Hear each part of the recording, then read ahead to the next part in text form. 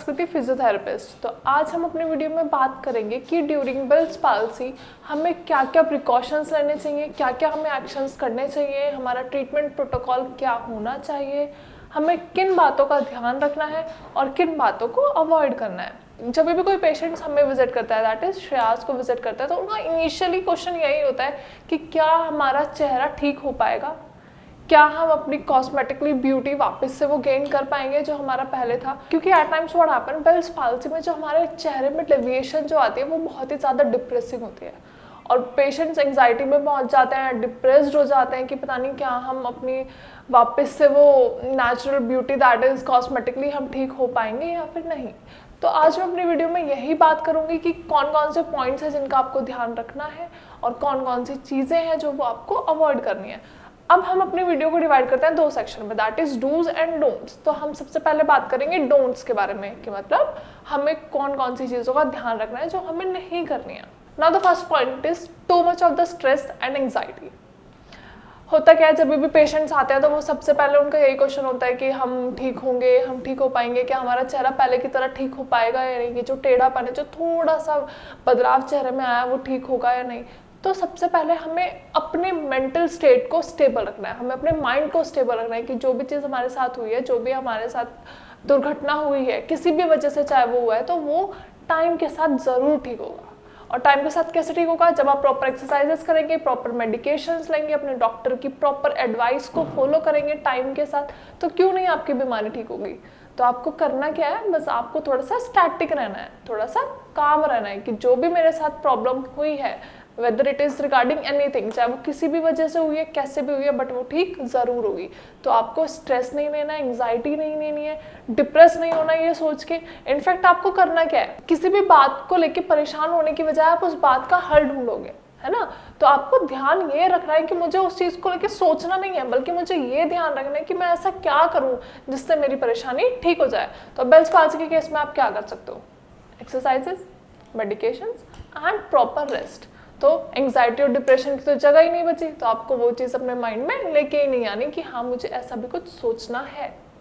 Now the second point is too much of the facial exercises. Patients को लगता है कि अगर हम एक्सरसाइज कर रहे हैं, कितनी बार वो ये सोचते हैं कि अगर हम ज़्यादा एक्सरसाइजेस कर लेंगे, ज़्यादा रिपीटेशंस कर लेंगे तो क्या पता हम जल्दी ठीक हो जाएं, बट ऐसा नहीं होता। आपको लिमिटेड एक्सरसाइजेस करनी है, लिमिटेड ड्यूरेशन के लिए एक्सरसाइजेस करनी है। देखो हम नॉर्मल लाइफ में हम क्या प्रेफर करते हैं, क्वालिटी प्रेफर करते हैं। तो आपको एक्सरसाइजेस करनी है लेकिन क्वालिटी के साथ करनी है, ये नहीं कि क्वांटिटी बढ़ा देनी है। ज़्यादा एक्सरसाइजेस करने से कुछ नहीं होगा, ज़्यादा एक्सरसाइज करोगे अल्टीमेटली क्या होगा, आपकी फेस मसल्स थक जाएंगी, अपने हैंड्स का यूज़ कर रहे हो आप थक जाओगे। तो हमें वो एक्टिविटीज़ नहीं करनी है, हमें करना क्या है, एक्सरसाइजेस तो करनी है लेकिन प्रॉपर टाइम के साथ स्केड्यूल्ड एक्सरसाइजेस करनी है। और एक्सरसाइजेस कौन सी, पहले भी एक वीडियो बनाई है फेशियल एक्सरसाइजेस के ऊपर, आप जाके, मैं अपने डिस्क्रिप्शन में वो लिंक शेयर कर दूंगी, तो आप प्लीज़ वो जाके वीडियो चेक करना कि कौन सी एक्सरसाइजेस करनी है। गलत एक्सरसाइजेस कभी नहीं करनी, गलत एक्सरसाइजेस करोगे तो प्रॉब्लम डिटोरिएट होने के चांसेस ज़्यादा है कंपैरेटिवली आपकी प्रॉब्लम ठीक होने के। Now the number third is too much use of that electrical stimulation. At times क्या होता है, पेशेंट्स को लगता है, जनरली हमारे इंडियन सोसाइटी में ये लगता है कि अगर हम ज़्यादा मशीन लगाएंगे, ज़्यादा मोडालिटीज़ लगाएंगे तो क्या पता हमारी प्रॉब्लम जल्दी से ठीक हो जाएगी, but that is not the cure. आप मैनुअली जितनी चीज़ों को ठीक कर सकते हो वो मोडालिटीज से उतना ज़्यादा अच्छा रिजल्ट आपको नहीं मिलेगा।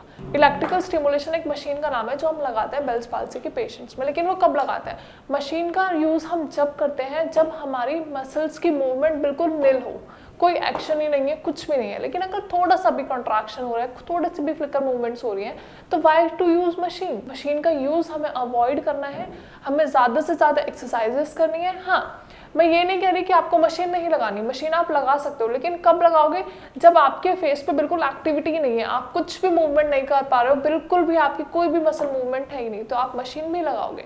बट अगर थोड़ा बहुत मूवमेंट है, आप एक्शंस कर पा रहे हो, आप एक्सरसाइजेस कर पा रहे हो फेस के, जैसे जो भी मैंने एक्सरसाइजेस पहले भी वीडियो में बताई है, लाइक दिस, आपको आईब्रो रेज करनी है, नोज फ्लेयर करनी है, आई ओपनिंग और आई क्लोजिंग जो करनी है, ये अगर आप कर पा रहे हो तो मशीन का कोई रोल है ही नहीं। तो आपको मैनुअली आप जितना कर सकते हो वो चीज़ें आप करोगे। Now the next point is, आप सभी को पता है बेल्स पाल्सी जितने भी पेशेंट्स हैं उनकी आई में हमेशा ड्राइनेस रहती है, हमेशा खुजली लगती रहती है, हमेशा ड्राइनेस होती है, इचिंग रहती है। तो आपको ज़्यादा एसीज और ज़्यादा हीटर्स में बैठना अवॉइड करना है।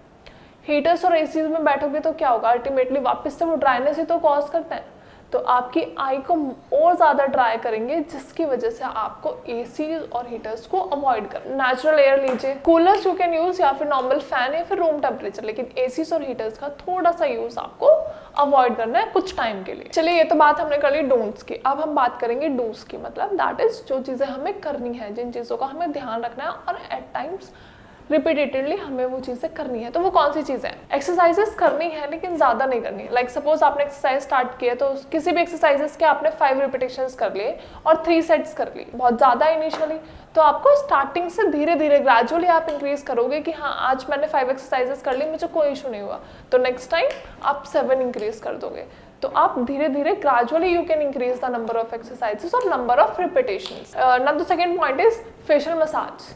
फेशियल मसाज के ऊपर भी मैंने अपनी एक वीडियो बनाई हुई है, तो आप प्लीज़ जाके वीडियो चेक कर लीजिए कि क्या सही पैटर्न है फेशियल मसाज करने का। हमेशा मसाज सही पैटर्न में करनी चाहिए, सही स्टेप्स फॉलो करने चाहिए, जिससे कि आपका कोई भी जो एक्शन है वो डिटोरिएट ना हो, कोई भी मसल एक्टिविटी डिटोरिएट ना हो। इनफैक्ट आपको जल्दी से जल्दी अच्छे पॉजिटिव रिजल्ट्स लाने के लिए मसाज प्रॉपर तरीके से with in proper limit and proper steps के साथ मसाज करना बहुत ज़रूरी है। और मसाज बहुत ही इंपॉर्टेंट है क्योंकि हमारी जो ब्लड सप्लाई है जो रुक चुके हैं, जो ब्लड सर्कुलेशन हमारा रुक चुका है, जो नर्व सप्लाई हमारे स्टार्टिंग हो चुके हैं, उन सारी चीज़ों को वापस से रिगेन करने में, मसल्स को वापस से रीएजुकेट करने में हेल्प करता है। तो फेशियल मसाज बहुत ज़रूरी है। Now the next point is taping. Generally what happens, जब भी हम बाहर जाते हैं तो हमारी आई ऑलरेडी ओपन रहती है, तो हम क्या करते हैं, हमें कोई भी जैसे आई की जो कैपेबिलिटीज़ है, जो मसल मूवमेंट है, वो सब तो अफेक्टेड है, तो हमारी आई मूवमेंट हो ही नहीं पा रही है। तो उसकी वजह से क्या होता है, हमारी आई खुलने की वजह से एट टाइम्स सामने से जो भी डस्ट पार्टिकल्स हैं या विंड है वो डायरेक्टली हमें प्रेशर के साथ अटैक करती है हमारी आई पे। तो उस चीज़ को अवॉइड करने के लिए हम आई टेपिंग करते हैं। तो आई टेपिंग करना बहुत ज़रूरी है। Whenever you are going out, आप कभी कहीं भी जा रहे हैं, अपने डॉक्टर की विजिट के लिए जा रहे हैं, तो आपको क्या करना है, अपनी आई को टेप रखना है। किसी भी चीज़ से कर सकते हैं, दैट इज़ कॉटन गॉज है या फिर आप आई मास्क भी होते हैं एट टाइम्स, या फिर आप गॉग्स भी वेयर कर सकते हैं।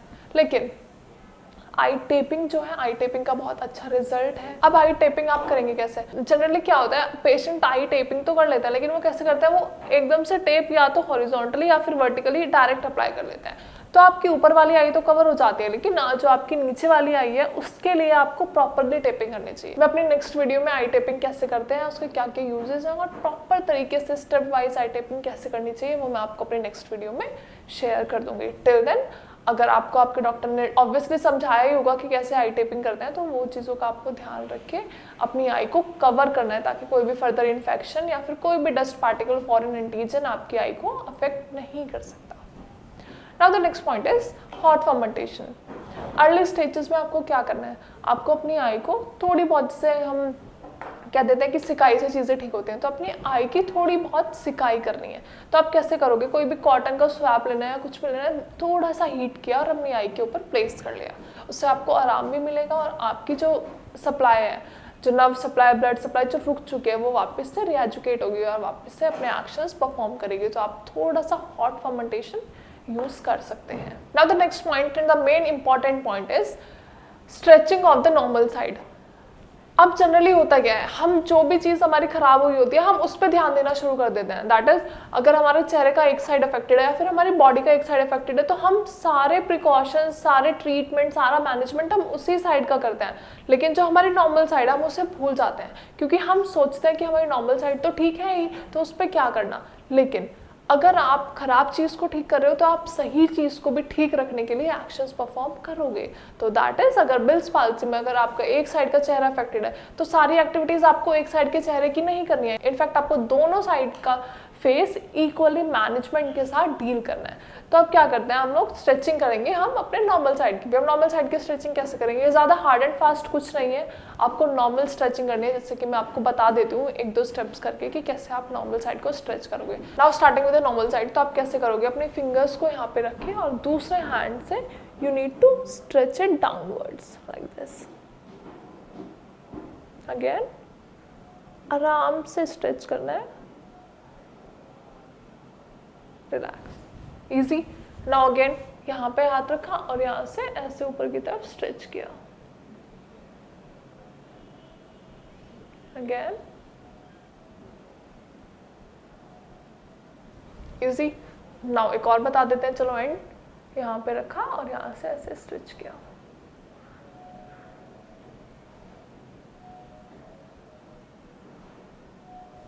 That's it, easy. तो आपको यही करना है, आपको अपने अफेक्टेड साइड पे तो ध्यान देना ही है, वहाँ पे सारी मसाज, सारी एक्सरसाइजेस, फर्मेंटेशन, टेपिंग, ये सब चीज़ें करनी है। लेकिन जो आपकी नॉर्मल साइड है आपको उसका भी तो ध्यान रखना है, ताकि आपकी जो सिचुएशन है वो डिटोरिएट ना हो। तो आपको नॉर्मल साइड में भी पूरे मैनेजमेंट के साथ पूरा प्रोटोकॉल फॉलो करना है और स्ट्रेचिंग जनरली फॉलो करनी है। आई होप वीडियो में मैंने जो भी बताया आप सभी को समझ आया हो। अगर वीडियो के रिगार्डिंग कोई भी क्वेरी है, कोई भी क्वेश्चन है, तो आप directly you can call me on the number given below, या फिर कमेंट सेक्शन में भी आप अपनी क्वेरी मेंशन कर सकते हैं। Thank you so much, take